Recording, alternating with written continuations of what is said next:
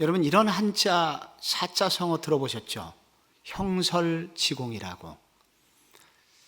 여기에 그 형자는 이 곤충, 반딧불을 말합니다. 한여름에는 반딧불 밑에서 공부를 하고, 그리고 겨울에는 눈을 비삼아서 공부를 해서 이렇게 뜻을 이룬 분들을 일컬어서 형설의 공이다, 이렇게 우리가 부르죠. 우리가 지금 형광등을 쓰고 있는데 형광등 할 때 그 형자가 바로 이 단어로부터 나왔습니다. 그런데 이 형광등이 참 그 반딧불이 많은 분들에게 정감을 주고, 또 반딧불을 보기를 원해서 저기 전라남도 내려가면 이 반딧불이 많이 모여있는 이 산자락에 그렇게 많은 사람들이 그것을 구경하기 위해서 일부러 그 시골까지 내려가는 것을 보기도 합니다. 그래서 반딧불 예찬론다도 많이 있는데, 이 반딧불에 비하여 우리가 날마다 은혜를 누리고 있는 이 태양의 빛은 그 도대체 몇 배나 정도 될까, 이 빛이. 그런 생각을 혹시 여러분 해보셨습니까? 이 태양이라고 하는 것은 지구의 크기가 109배, 100배가 넘는 거대한 그런 우주의 한 행성이고요.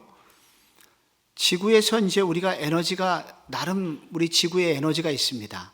원자력 에너지도 있고 수력 발전도 있고, 나름 우리가 이제 발전기를 돌려서 우리가 에너지를 만드는데, 지구에서 만드는 에너지하고 태양의 에너지는 어느 정도나 차이가 날까? 요거를 과학자들이 연구를 조사를 해봤더니 우리가 굉장히 차이가 많이 나면 몇 천만 배 이렇게 표현하잖아요. 너무나 많이 차이가 나면은 억만 배 이렇게 말하는데 60조 배 정도가 차이가 난다고 합니다. 지구에서 모든 만들어내는 이 에너지가 태양빛이 15분만 비추면 우리 전 지구가 만들어내는 이 에너지를 15분 만에 이 태양빛이 해결을 해준다고 합니다. 그래서 사실 반딧불이라는 것이 우리한테 정감도 주고, 우리한테 시도 막 읊게 해주고, 분위기를 막 좋게 해주지만은, 사실 이 반딧불과 태양빛 차이는 실로 어마어마한 차이가 납니다. 그래서 반딧불의 소원이 있습니다. 제발 저하고 태양을 비교하지 말아주세요. 이게 반딧불의 소원입니다. 제발 저를 예찬하지 말아주세요. 저는 이 노래의 대상이 안 되고 저는 빛이라고 할 수가 없습니다. 라고 그렇게 이제 반딧불들은 겸손하게 반짝반짝 거리고 있다고 해도 과언이 아닙니다. 우리 이 지구상에 보면은 그동안 우리가 좋아하는 많은 책들이 나왔죠. 우리에게 지혜를 알려주는 그런 많은 지혜서들이 있습니다. 예를 들자면 공자가 쓴 그런 책들이 있죠. 논어라든지, 그 다음에 맹자가 쓴 맹자라든지, 대학 중용, 시서역경이 우리한테 이미 유명하고, 그리고 소크라테스가 쓴 책들이나 아리스토텔레스가 쓴 책들이나 우리나라의 퇴계 이황이나 율곡이 쓴 책들이나 다산정약용이 쓴 많은 책들이 있죠. 이런 책들은 우리에게 굉장한 지혜를 알려주지만은, 이것을 만약에 성경하고 비교한다면 반딧불과 태양빛과 같다고 비교할 수 있습니다. 이분들의 책들도 다 겸손하게 그렇게 얘기할 거예요. 제발 저를 성경하고는 비교하지 말아주세요. 왜냐하면 그와 같은 책들을 통해서 지혜를 얻고 삶의 지혜를 얻기는 하겠으나, 그러나 우리에게 생명을 가져다 주지는 못합니다. 영원하신 하나님을 만나게 해주지는 못합니다. 그래서 이 성경은 실로 태양빛과 같으며, 다른 책들을 감히 반딧불에 그렇게 비교할 수 있다고 할 수 있습니다. 성경은 비교 불가한 책입니다. 성경이 왜 이렇게 탁월하냐? 성경이 왜 이렇게 존귀하냐고 이렇게 누가 묻는다면, 여러분, 이 책은 많은 탁월성이 있는데 제가 오늘 여러분들하고 이 기독교 강요의 8장, 9장을 근거해서 이 세 가지를 압축해서 한번 좀 나누고 싶습니다. 많은 탁월성이 있어요, 성경이. 그런데 이 탁월성 중에 가장 큰 탁월성은 이 기록의 탁월성인데, 왜냐하면 이 성경은 성령 하나님께서 직접 호흡하신 말씀이기 때문입니다. 이 성령 하나님께서 이 성경이라는 책을 통해서 직접 당신의 호흡을 통해서 말씀을 해주신 책입니다. 그래서 이 책은 다른 책하고는 다르다고 할 수가 있습니다. 하나님은 성경 저자들을 통해서 특별히 감동하셔서 그렇게 하신 말씀입니다. 우리가 이제 이 알고 있는 디모데후서 3장 16절 있잖아요. 디모데후서 3장 16절은 암송할 수도 있습니다. 보통 분들이 모든 성경은 하나님의 감동으로 된 것으로 교훈과 책망과 바르게 함과 의로 교육하기에 유익하니, 이렇게 말씀이 나오는데, 여기 하나님의 감동으로 됐다는 이 대목이 있습니다. 이 하나님의 감동으로 됐다는 그 구문은 하나님이 호흡하시다, 이런 뜻입니다. 그래서 이것을 유명한 장로교 신학자였던 벤자민 비 워필드라는 사람은 이런 하나님이 호흡하시다, 이것을, 이 원문의 뜻을 이렇게 해석을 했습니다. 이것은 바로 성령의 구술에 따라 성령이 입으로 하신 말씀을 이렇게 성경 저자가 기록을 한 것이다 라고 그렇게 표현을 했습니다. 그래서 여러분이 지금 저의 호흡 소리를 좀 들으시나요? 이렇게 호흡을 통해서 제가 여러분에게 지금 말씀을 전하고 있지 않습니까? 이 성령의 호흡을 통해서 이 말씀이 전해지고 있습니다. 그래서 우리는 이 성령의 호흡을 따라, 성령의 구술을 따라서 오늘 이와 같이 제가 말을 하듯이 성령의 감동, 하나님의 감동으로 이렇게 말씀을 하는 것, 그렇게 해서 기록된 말씀이 바로 성경이다라고 말할 수가 있습니다.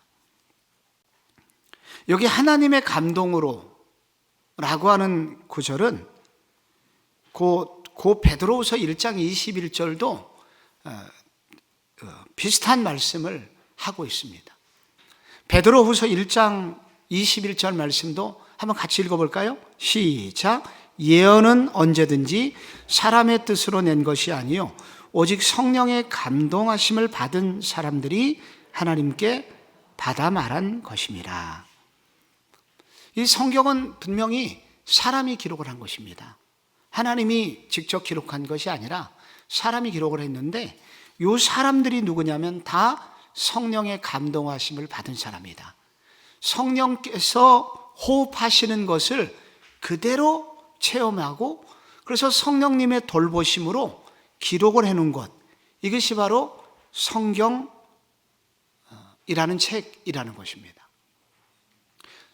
창세기, 출애굽기, 레위기, 민수기, 신명기를 성경 첫 번째 5권을 모세오경이라고 부릅니다. 그런데 여러분, 이 모세오경을 기록했던 모세를 한번 생각해 보십시오. 여러분이 모세하면 떠오르는 것이 있습니까? 모세를 통해서 모세에게 무엇이, 모세에 관해서 여러분은 떠오르십니까? 우선 우리는 모세의 기적적 출생을 생각합니다. 모세는 어쩌면 태어나자마자 죽을 운명이었습니다. 그런데 거기 산파들이 있었죠. 경건한 시브라와 부하라고 하는 산파들에 의해서 모세의 생명은 보존이 되었습니다. 그리고 모세는 갈대 상자 속에 떠내려가서 죽을 수밖에 없는 운명이었는데 놀랍고 신기하게 갈대 상자는 뒤집어지지 않았고, 그리고 바로의 딸 공주가 아마도 나일 강신에게 아들을 하나 점지해달라고 제사를 하러 드리는 오는 동안에 그 아이의 울음소리가 들렸고 모세는 물에서 건져냄을 받았습니다. 그래서 모세는 40년 가까이 애굽의 궁정에서 왕자로 살았고, 그때 모세가 공부했던 많은 공부가 있는데, 당시 모세의 왕자들, 그 애굽의 궁정에서 왕자들에게 가르쳤던 최고의 학문은 법학과 점성학, 그리고 언어학, 애굽의 지혜서, 정치학, 이런 것들을 배웠습니다.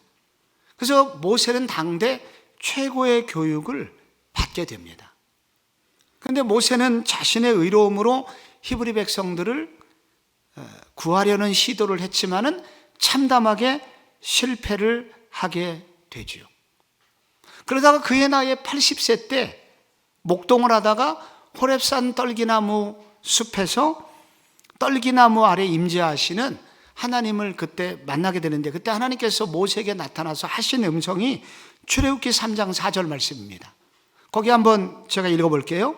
여호와께서 그가 보려고 돌이켜 오는 것을 보신지라 하나님이 떨기나무 가운데서 그를 불러 이르시되 모세야 모세야 하시매 그가 이르되 내가 여기 있나이다. 그래서 모세는 특별한 하나님의 음성을 듣고 부름을 받게 됩니다. 그리고 모세가 애굽에 갔고, 그리고 10가지 재앙을 경험하고 홍해를 기적같이 가르시는 하나님의 능력을 체험하고, 그 홍해 안에 그 자기 백성을 괴롭히는 바로의 군사들을 제압하시는 하나님의 역사하심을 그가 체험합니다. 모세의 체험, 하나님의 역사를 체험한 것은 거기서 끝났습니까? 아니죠. 무슨 체험이 있었습니까? 더 기가 막힌 체험이 그 다음 순간에 계속됩니다. 그가 광야길을 걸어가고 있죠. 그래서 이 광야 생활을 하면서 그는 만나를 날마다 먹는 기적을 눈으로 보게 되고, 그리고 생수가 터지는 것을 경험을 하게 되고, 그래서 2번이나 그런 막대기로 바위를 칠 때 생수가 쏟아지는 놀라운 체험을 하죠.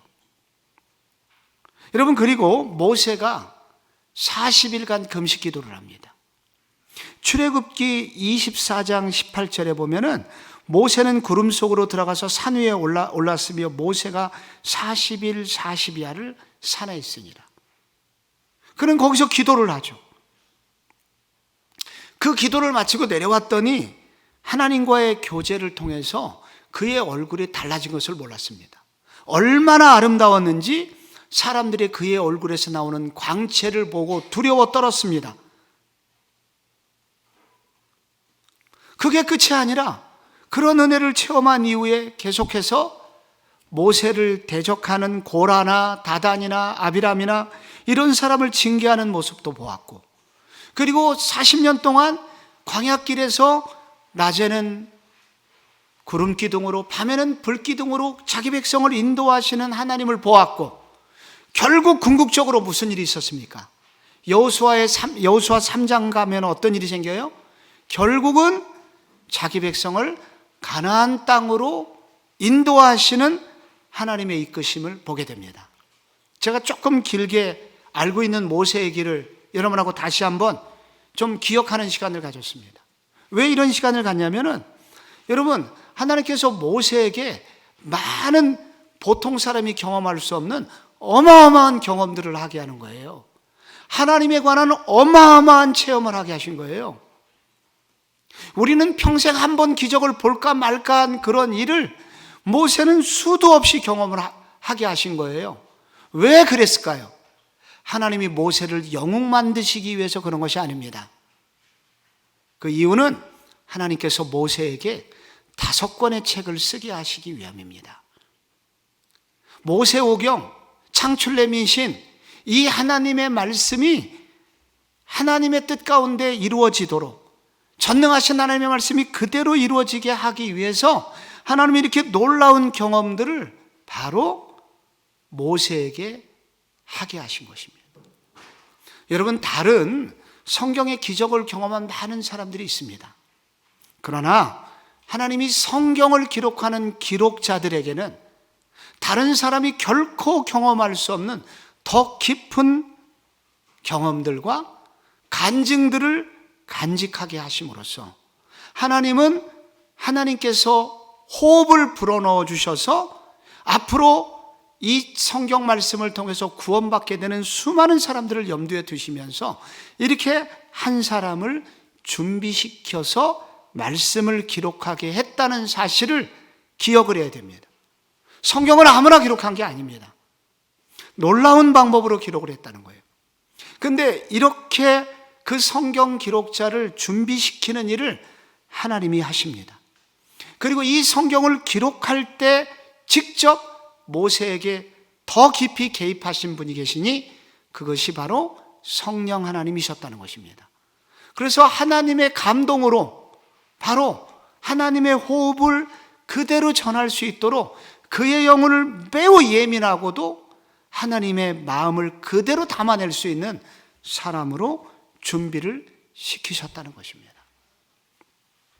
여러분이 모세오경 중에 창세기를 한번 생각해 보십시오. 창세기 중에 창세기 1장, 모세가 하나님이 천지를 창조하는 것을 보지를 못했습니다.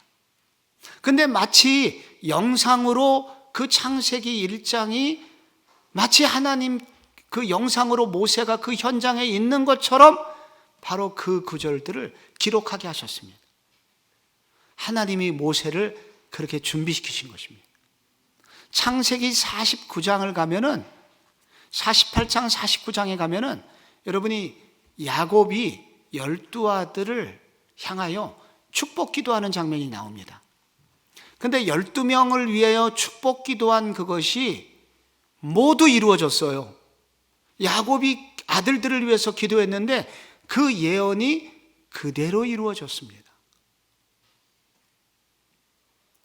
그런데 그 기도의 내용을 빠뜨리지 않고 모세가 정확히 기술했습니다. 어떻게 모세는 그 기도 제목을 알았을까요? 야곱이 했던 기도를 모세는 어떻게 알았을까요?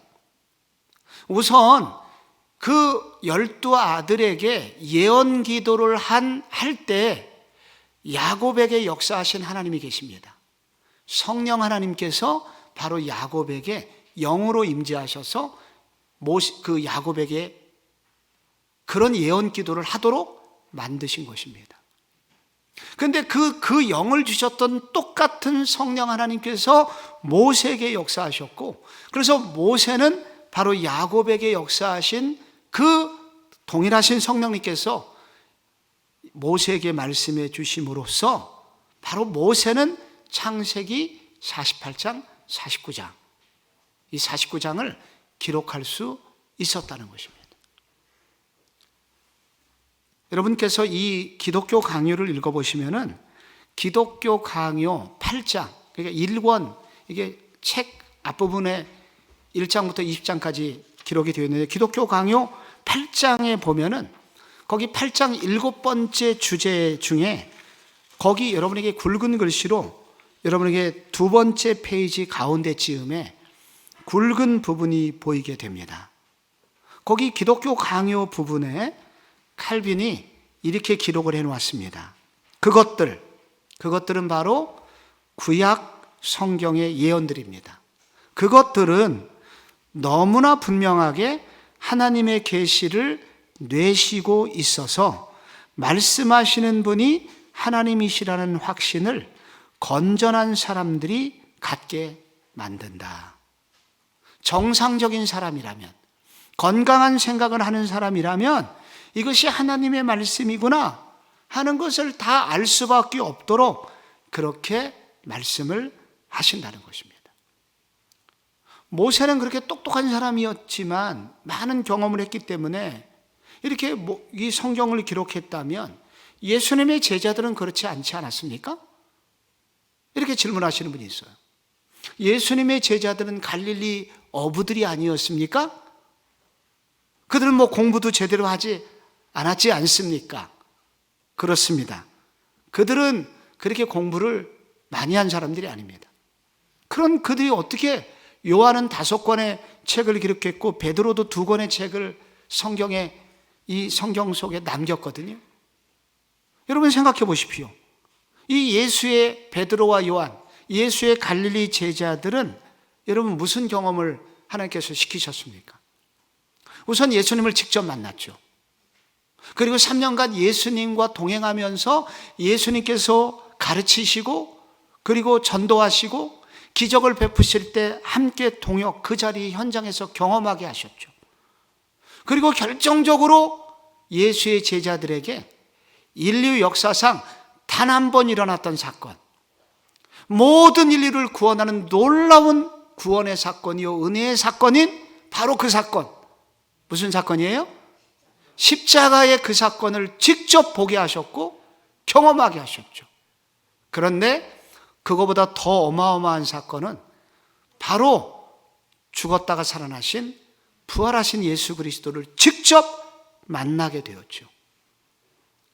그리고 부활하신 예수님으로부터 직접 복음을 전하라는 부탁을 받았고, 그리고 나서 더 중요한 거, 그 이후에 오순절 성령을 체험하게 되죠.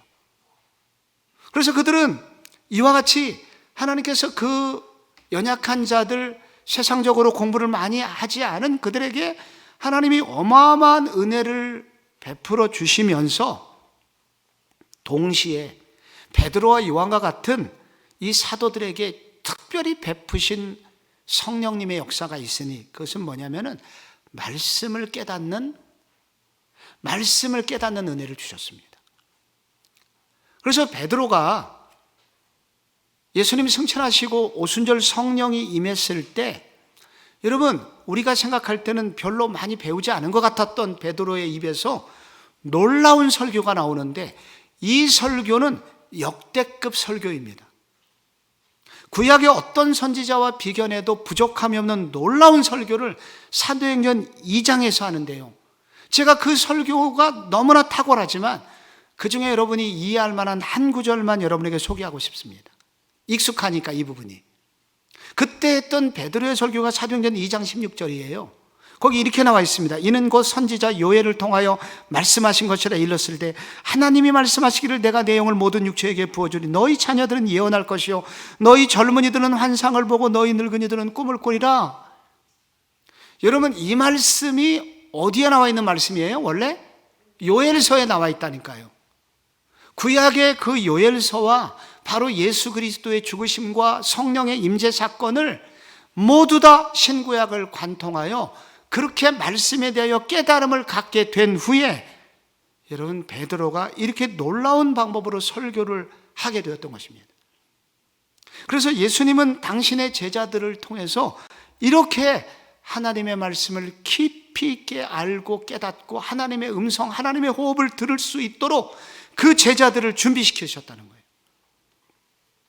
여러분 거기에 여러분 가지신 교환 3페이지에 보면 거기 기독교 강요, 그 기독교 강요의 한 부분이 또 그대로 나와 있습니다.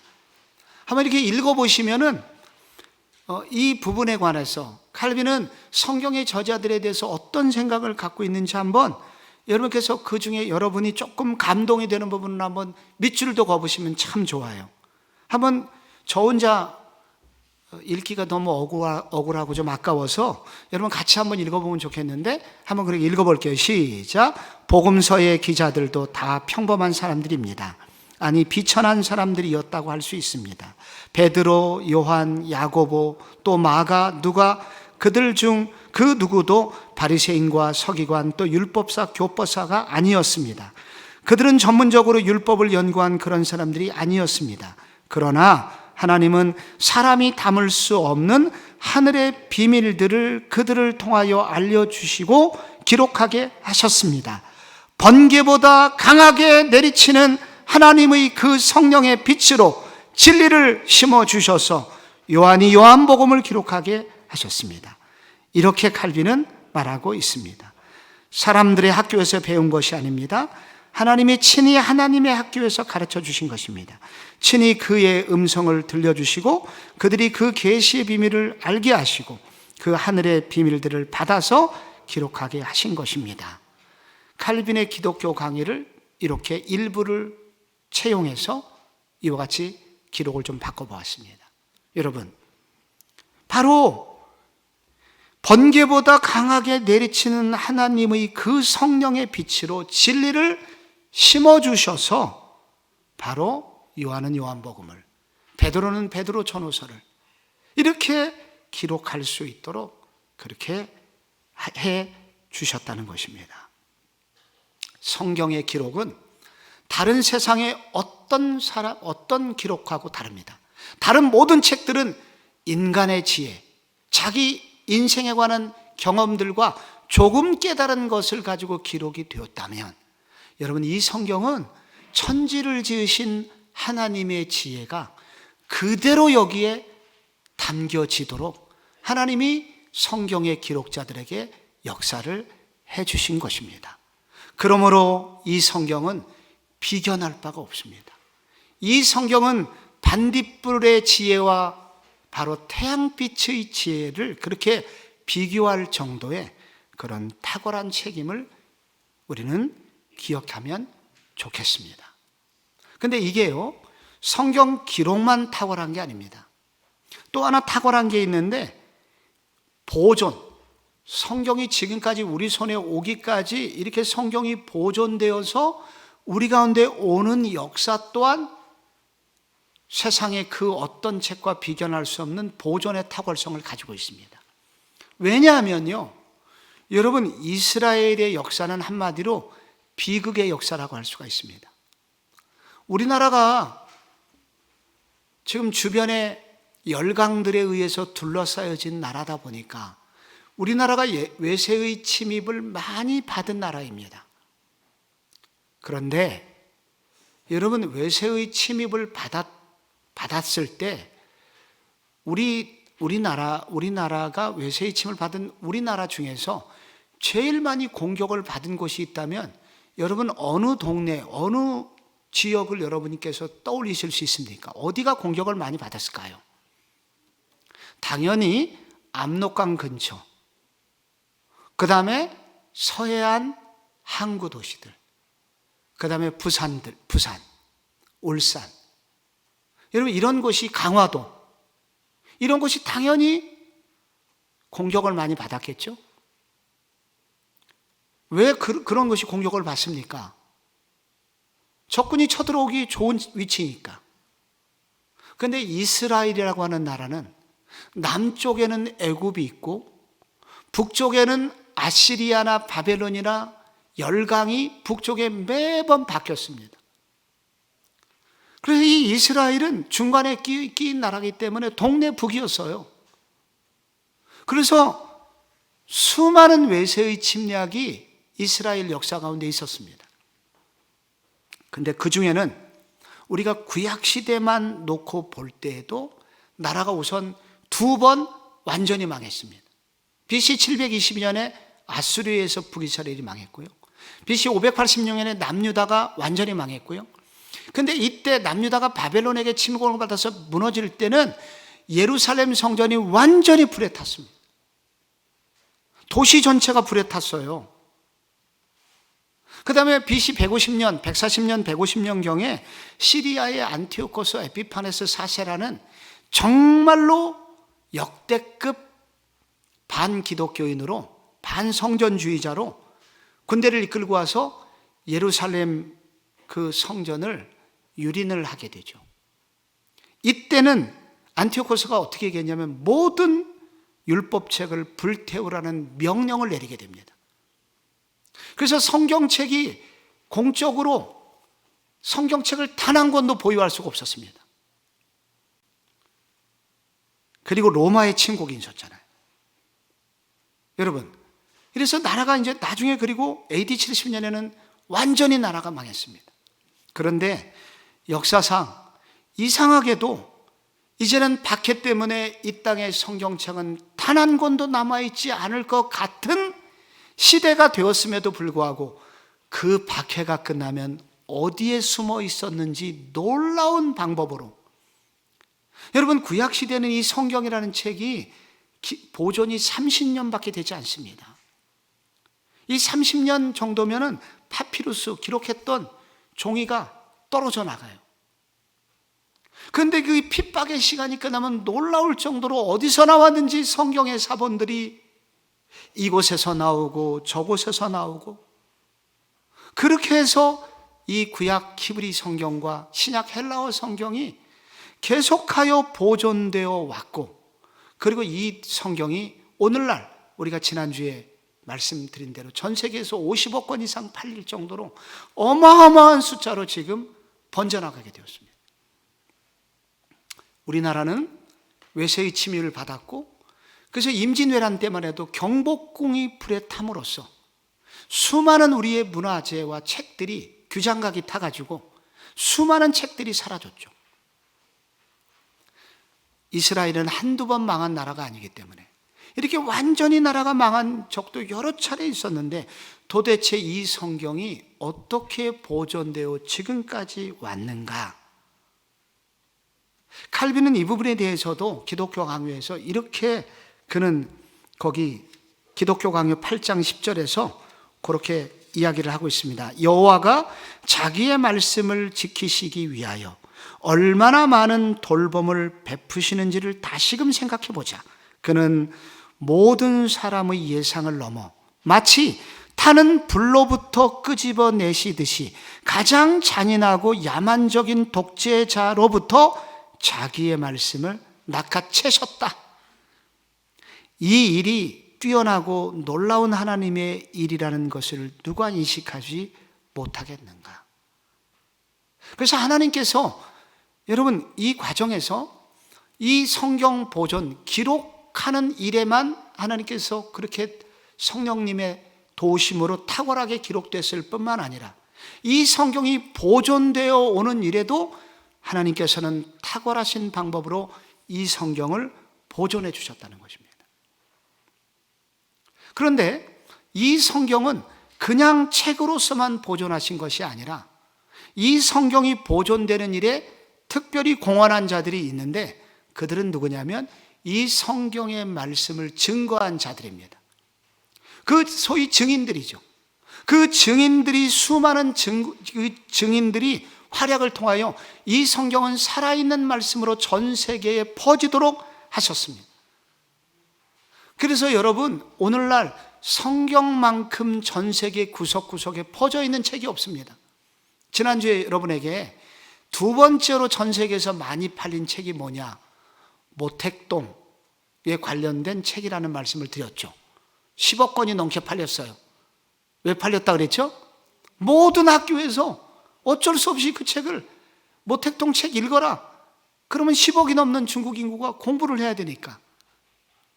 그러나 그것은 우리가 모택동 책을 읽어본 사람이 여기 몇 명이나 되겠습니까? 중국에서만 존재할 뿐이죠.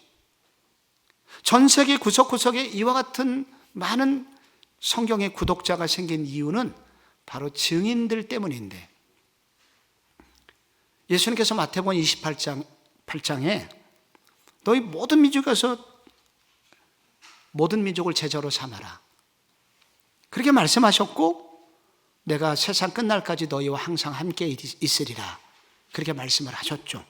그리고 사도행전 1장 8절에 오직 성령에 임하시면 너희가 권능을 받고 땅끝까지 이르러 내 증인이 되라, 그렇게 말씀하셨죠. 그리고 사도행전 13장에서는 주께서 이같이 우리에게 명하시되 내가 너를 이방의 빛으로 삼아 너로 땅끝까지 구원하게 하리라 하셨느니라. 여러분, 이 증인들이, 증인이라는 단어가 헬라어로 마터인데 이게 순교자라는 뜻이에요. 그래서 증인이란 말은 그냥 이 말씀을 증거할 수 있는 게 아니라, 당시에는 예수님의 부활하심을 증거하는 사람들이 많이 죽임을 당했습니다. 그런데 목숨을 걸고 그들이 죽임을 당하는 와중에서도 이 성경을, 말씀을 전해 주었습니다. 그래서 이 말씀이 전 세계까지 퍼져나가게 됐는데, 바로 이때 역사하신 분이 누구냐? 오직 성령이 너에게 임하시면, 성령님이 이 기록된 말씀, 기록된 하나님의 말씀이 전 세계로 번져나가도록 역사하시는 그 일에 성령님이 역사하셨다는 것입니다. 우리는 2017년경에 종교개혁 500주년을 맞이해서 대학로에서 했었던 요한 롤라즈라고 하는 그 뮤지컬을 봤습니다. 우리 많은 순장님들과 함께 대학로 극단 광야에서 진행하는 이것을 봤는데, 이게 뭐냐면은 1300년대 영국의 옥스퍼드의 교수였고 많은 사람에게 영향력을 미치고 있었던 위클리프라고 하는 사람이 있습니다. 그런데 이분이 하나님의 말씀으로부터 은혜를 받았어요. 그런데 이 하나님의 이 살아있는 말씀을 일반 대중들은 알지 못했습니다. 왜냐하면 천주교회의 사제들만 이 성경을 갖고 있었고, 그 성경은 전부 다 라틴어로 되어 있었습니다. 그리고 이 라틴어로 그냥 읽었습니다. 미사 시간에도. 그러니까 이 라틴어를 이해할 수 없는 대부분의 사람들은 이 성경의 말씀의 진리를 조금도 맛보지 못했어요. 그래서 사실은 이 칼빈의 기독교 강해도 나오는데, 뒷자리에 앉은 사람들은 미사가 끝날 때마다 중얼중얼, 언제 끝나냐? 신부의 저 미사의 말은 언제 끝나냐? 이렇게 계속해서 중얼거렸다고 그래요. 그래서 이 마지막에 이제 헤어질 때 천주교에서 쓰는 단어가 미시오인데, 그래서 오죽했으면 미사가 바로 그 단어로부터 나왔다. 그렇게 많은 사람들이 진리를 간구했으나 진리를 맛볼 수가 없는 것을 안타까워하여 이 위클리프는 이 로마 교황청이 금지하고 있었던 이 성경을 번역을 합니다. 번역을 해가지고 이 위클리프가 쪽복음을 만들어가지고 사람들에게 나눠주기 시작합니다. 놀라운 일들이 벌어지기 시작합니다. 정말로 많은 사람들이 바뀌기 시작하고, 소망을 갖는 것은 물론이거니와 그것을 읽다가 구원받고, 그것을 읽다가 찬송하고, 그것을 읽다가 병이 낫고, 이런 기적들이 일어나기 시작합니다. 그래서 거기에 은혜 받은 사람들이 자기들이 필사를 하게 됩니다. 그래서 이것을 이제 전하기 시작하는 거예요. 그래서 교황청은 그들을 롤라즈라고 불렀습니다. 롤라즈는 독버섯이라는 뜻입니다. 그래서 이 독버섯이라는 이렇게 번질 만큼 무서운 속도로 전 영국을 뒤집었고, 여러분, 그것이 바로 유럽으로 또 넘어왔습니다. 본토로 넘어왔습니다. 그리고 그 사건이 있었던 지 150년 후에 말틴 루터가 바로 비텐베르크 성당에서 바로 그 유명한 95개 조항 반박문을 붙이게 되죠. 여러분, 우리나라가 아주 특별한 나라라는 거, 우리나라가 선교 복음이 전해진 지 100년이 되지 않아서 인구의 4분의 1이 기독교인이 됐다는 거, 그리고 그 한국에 이제 2만 개, 6만 개 넘는 교회가 생겼다는 거, 이건 전 세계 교회, 우리 교단만 이제 10,000 교회가 넘어요.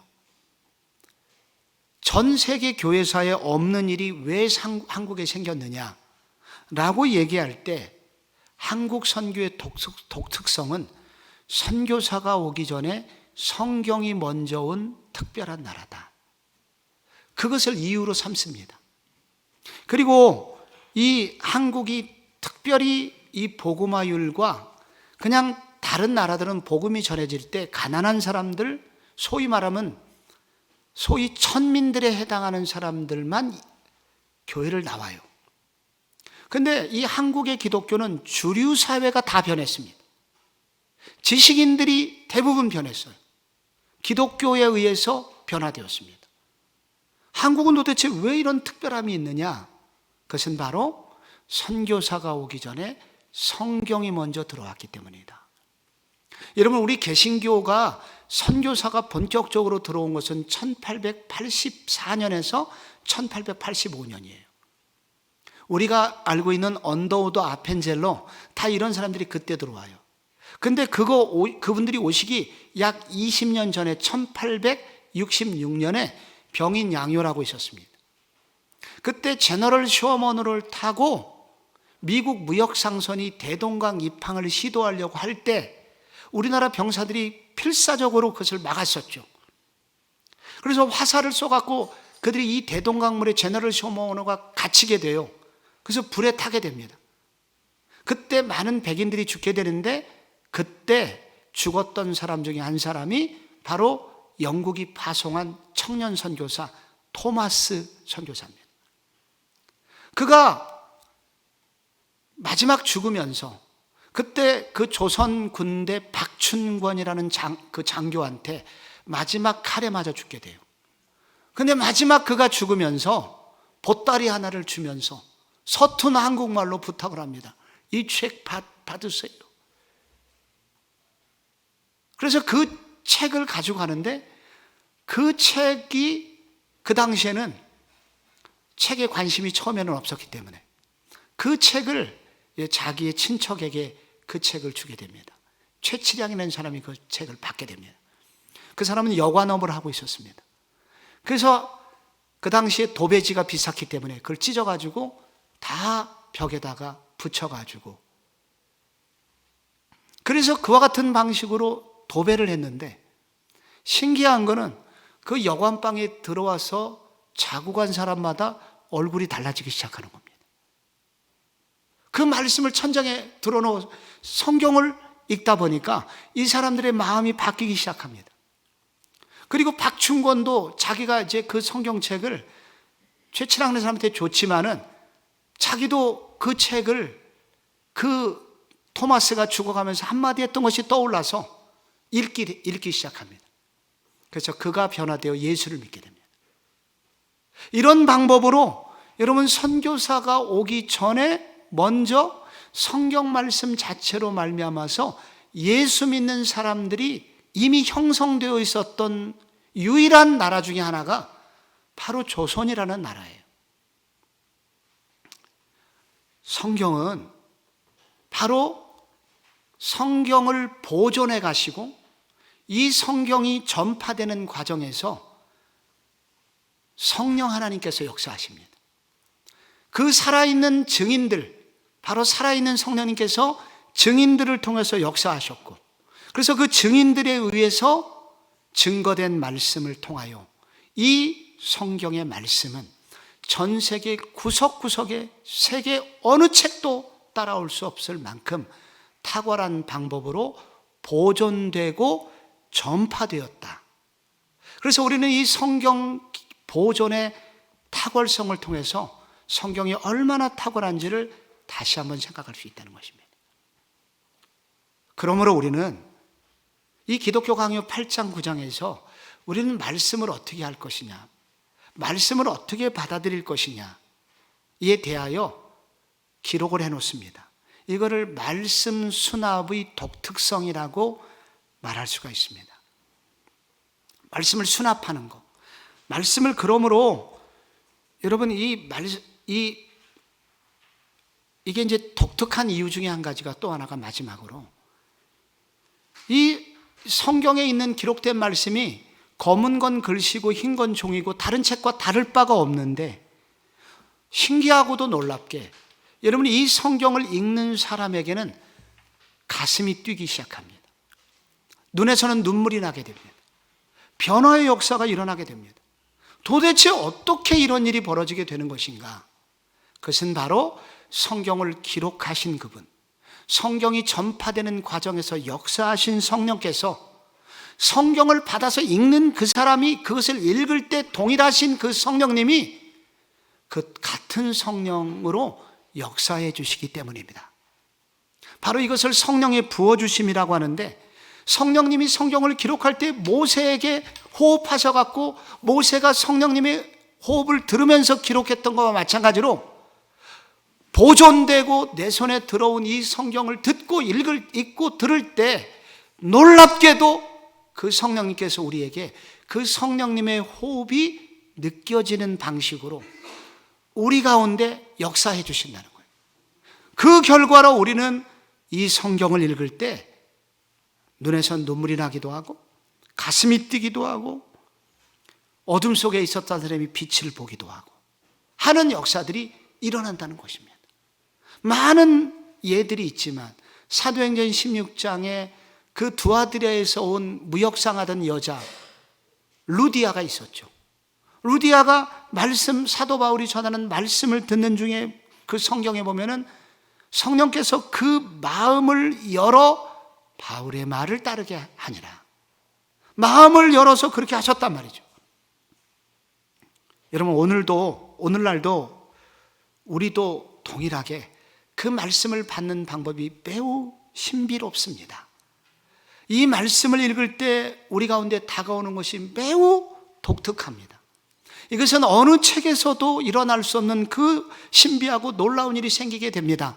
왜 그러냐? 그것은 바로 말씀을 기록하신 분이 성령님이시고, 말씀이 전달되는 과정에서 역사하신 분이 성령님이시고, 말씀을 읽는 그때 우리 가운데 역사하신 분이 성령님이시기 때문이다. 그러므로 이 말씀은 증명의 대상이 아니라 순종의 대상이어야 한다. 칼빈은 말하기를 이게 하나님의 말씀이냐 아니냐라고 증명하려고 하는 철학자들처럼 증명하려고 하는 것처럼 어리석은 사람은 없다. 이것은 입증이 필요 없는 그냥 믿음으로 받아들여야 되는 신뢰의 대상이다 라고 이야기하였습니다. 성경에 많은 사람들이 이 말씀을 받고 그렇게 변화되었듯이 우리도 또한 이 말씀을 그렇게 믿음으로 받아들일 때 우리에게도 하나님의 호흡하심의 역사하심이 우리에게 그대로 나타나게 될 것입니다. 모세와 여러분 여기 예수님의 제자들이 그런 훈련의 과정을 통해서 하나님께서 그들에게 말씀을 기록하게 하시고 말씀을 전하게 하셨습니다. 여러분 중에 혹시 특별한 고난이 있으시다면 그것은 바로 하나님께서 특별하게 쓰시기 위한 계획일 수 있습니다. 그러므로 하나님께서 이 종들을 그렇게 쓰셨던 것처럼 우리가 성경 기록은 아니지만 하나님이 오늘날 우리에게 그같이 동일한 방법으로 우리 가운데 역사하고 계심도 또한 한편으로 생각하시면 좋겠습니다.